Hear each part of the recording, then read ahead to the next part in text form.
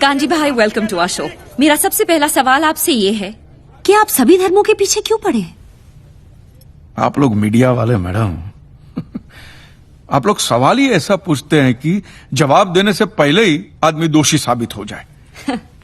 मैं सब धर्मों का आदर करता हूं और किसी भी धर्म में मानता नहीं। ये आदमी कभी नहीं सुधरेगा। और अगर भगवान है तो मेरे सारे सवालों का जवाब देंगे। उतना ही नहीं, वो मेरी लड़ाई में शामिल भी होंगे। वो कैसे? अब जब छोटी थी, हाँ, छोटी बच्ची थी, तो अपने पापा से चॉकलेट मांगने के लिए अब क्या करती थी? माने ऐसे पापा के नाम की माला जपती थी, पापा चॉकलेट दो, चॉकलेट दो, चॉकलेट दो, कि पापा के सामने अगरबत्ती घुमाती थी या फूल फेंकती? नहीं, मैं ऐसा सब कुछ नहीं करती थी। जो मुझे चाहिए होता था मैं उनसे डायरेक्टली मांग लेती थी। Exactly madam, exactly. मैं भी तो वही कर रहा हूं।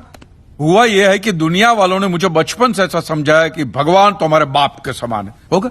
लेकिन मैं यकीन कैसे करूं जब तक वो मेरा बाप मेरे सामने नहीं आता? तू तो नास्तिक है, भगवान कैसे तेरे सामने आएगा? माँ जी आप खाइए। कांची भाई, वैसे तो मैं भी मानता हूँ कि भगवान हमारे पिता समान है। हाँ। तो क्या वो मेरे सामने आएंगे? आप ये मंदिर मूर्ति वगैरह में मानते हैं? हाँ, मानता हूँ। तो वो तुम्हारे सामने नहीं आएंगे। लेकिन क्यों? क्योंकि आप उनको मंदिर मूर्तियों में ढूंढ रहे हो ना, फिर उनको रूबरू होने की क्या जरूरत है? नहीं नहीं, लेकिन ये तो गलत है। भगवान तो होता ही है। 2 साल से मुझे अच्छी नौकरी नहीं मिल रही थी। मैंने मन्नत मांगी कि मुझे अच्छी नौकरी मिल जाएगी तो मैं अपने बाल अर्पण करके आऊंगा, और देखो मुझे नौकरी मिल गई। ओहो, पूरे के पूरे अर्पण कर दिए। अच्छा, आप जरा सोचिए, आप सुबह सुबह तैयार होकर फर्स्ट क्लास ऑफिस के लिए निकलते, काम के लिए निकलते, और जैसे आप घर का दरवाजा खोलते हैं, सामने बालों का ढेर पड़ा हुआ है। काले बाल, सफेद बाल, कुछ डैंड्रफ वाले बाल, कुछ ऐसे जूं वाले बाल, हर किस्म के बालों का बूफे लगा हुआ है। तो मुझे बताइए, आपको कैसा लगेगा? मुझे बिल्कुल ही अच्छा नहीं लगेगा, है ना? तो सोचो भगवान को कितना बुरा लगता होगा। है? भगवान ने दरवाजा खोला कि बाल बाल बाल बाल। ये कांजी भाई लॉजिक तो सही इस्तेमाल करते हैं। आपको पता है इन बालों का क्या होता है? धंधा होता है, बिजनेस होता है। ये बाल अमेरिका, लंदन, ऐसे विदेशों में बेचे जाते हैं। इन शॉर्ट, आपकी श्रद्धा का वहां धंधा होता है। इवन सरिया पेसरा बंदे में दम है यार। लेकिन उन पैसों से स्कूल, अनाथ आश्रम, अस्पताल, चैरिटेबल ट्रस्ट चलते हैं, उससे भी आपको दिक्कत है? ये तो ऐसी बात होगी, जो गुटखा बेचता है वही कैंसर की हॉस्पिटल खोलता है। और मैडम ये सब चलाना ही पड़ेगा, क्योंकि ये सारा पैसा ब्लैक का आता है। इसका अगर आपने व्हाइट में कोई ट्रांजैक्शन नहीं दिखा तो इनकम टैक्स वाले आपका गला दबा के जेल में डाल देवे।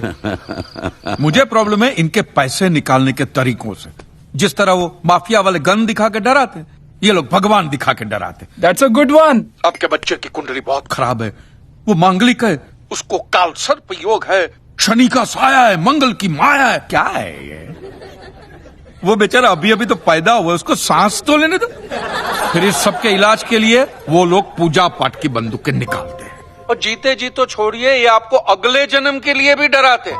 हाँ, कि अगर इस जन्म में आपने ये किया तो अगले जन्म में कुत्ते बनोगे, या अगर ये किया तो कीड़े बनोगे, मकोड़े बनोगे, नर्क में जाओगे। और फिर तो नर्क का पूरा मेनू कार्ड भी पड़ता है कि आपको वहां कांटों के बिस्तर पे सुलाया जाएगा, आग के दरिया में झोंका जाएगा, गर्मा गर्म तेल में फ्राई किया जाएगा। मैं आदमी हूं कि पकोड़ा हूं?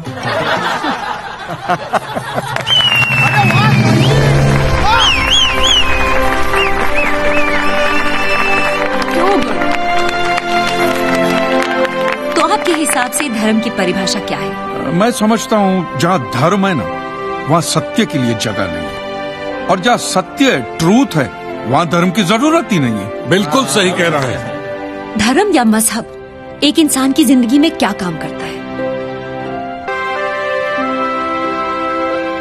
मेरे हिसाब से तो एक ही काम करता है, या तो वो इंसान को बेबस बनाता है या फिर आतंकवादी।